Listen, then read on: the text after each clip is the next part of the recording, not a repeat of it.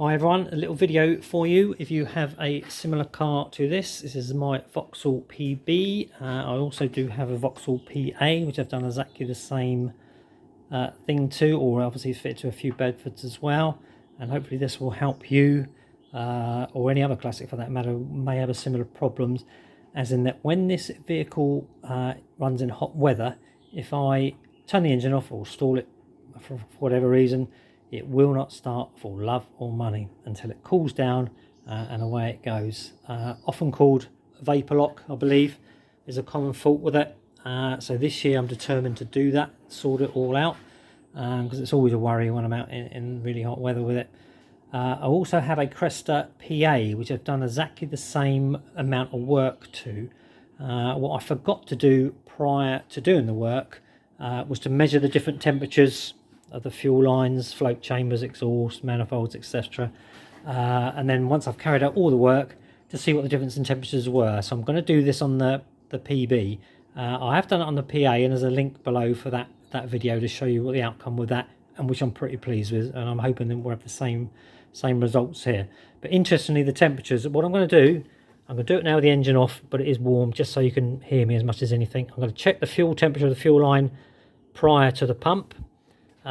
This side of the pump, check it here. It actually gets quite hot here, but shown on the other one, I've actually disconnected that, so there's no heat transfer. And obviously check temperatures here, float chamber and exhaust, and where the two exhaust and inlet manifold meet. Now, if you know these vehicles, in there is like or should be like a little butterfly type valve, which was supposed to help cold starting in the winter, would then shut the hot exhaust gases from hitting the underside of the manifold, and as it warms up would then open up, and obviously then, would open up the wrong way around, start that again. In the winter, the valve would be open to allow hot air from the exhaust to heat the bottom of the manifold, and as it would warm, it would close the valve and stop the heat getting quite so much at the bottom of the manifold. Now that rarely works on these vehicles. It didn't, in fact, it wasn't even there on my PA at all, and I'm not even sure what's here in there. So the modification that they tend to do is already here to go. This is the plate that will go between the tube and the new gasket. So once I put that on, be interesting to see the difference. So I'm going to start the vehicle up now. I've left the ignition on, so it should just start off the solenoid. I'm going to measure the temperatures. It is nice and hot. It's been running here for quite a bit. Be interesting to see after I've done it what the difference is for you. Okay, cheers. Right, you may not be able to hear me, probably can. Just let that run for a second. And what I've got to do here is get it first time, otherwise it will measure what I miss. So just bear with me, got the coil there. Right, about there.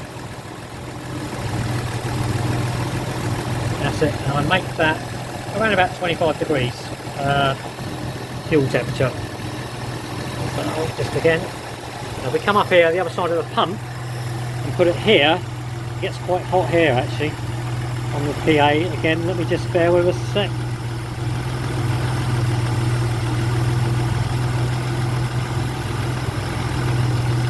There we go, it's almost doubled really. It's about 60 degrees there. Bottom of the float chamber. Oh, missed it.